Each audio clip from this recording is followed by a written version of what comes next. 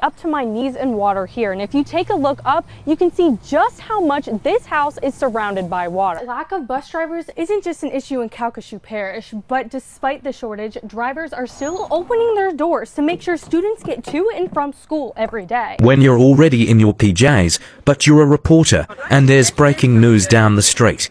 Hey everyone, I'm sorry it's really loud, but right now there is a fire in Westlake on Sampson Street. I'm going to kind of show you what is going on. I'm sorry if it's hard to hear me. This is in the 1600 block of Sampson Street. It's right across from the McDonald's here, and they're working hard to put out that fire.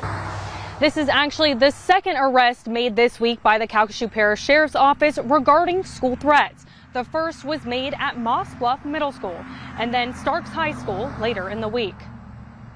Social media posts circulated the internet threatening schools in Calcasieu Parish. If somebody posts something on social media, which by the way we monitor, if they post something on social media that we think is a threat, we're going to go knock on their door.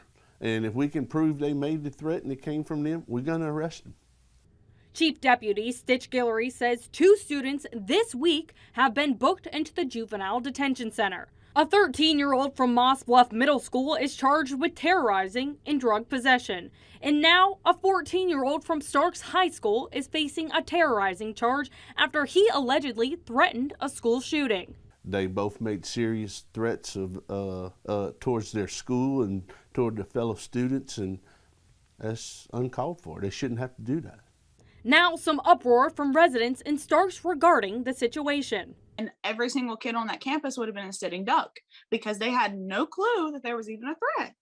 And half of the parents didn't know. So he could have walked on campus carefree with his backpack just like another day, and nobody would have ever thought any different until he opened fire. Jadelyn Marcantel's younger sister is classmates with the suspect. Nothing was said. Parents were not notified. Students did not know. Nothing was brought up whatsoever about there ever being a threat. The Calcasieu Parish School Board, which can't release specific information regarding the case, says it's not always possible or necessary to immediately notify parents. They say in part, quote, "These situations are always fully investigated by both our personnel and law enforcement agencies. If information is obtained regarding potentially threatening behavior towards a specific school or schools, parents and guardians are notified if the situation allows."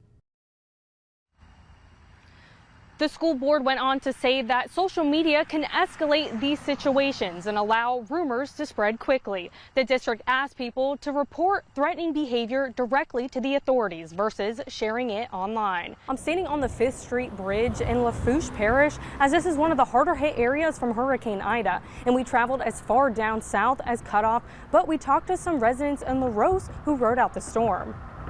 Overturned boats surfaced along the bayou, and power lines crossed like spiderwebs spun by the eye of Ida. It's like watching a movie, you know, it wasn't real. It didn't seem real.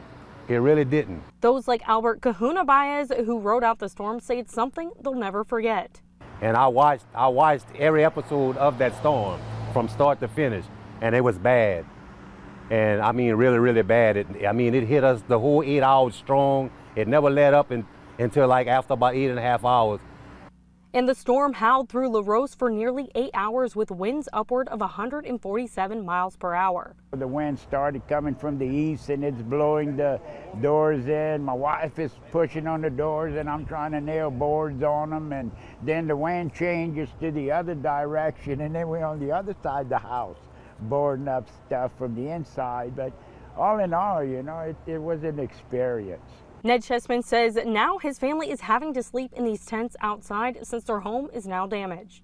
Another area destroyed by another hurricane. Hurricane Ida's eye came through southeast Louisiana, and here in Lafourche Parish, many homes are now gone and blue tarps are covering roofs.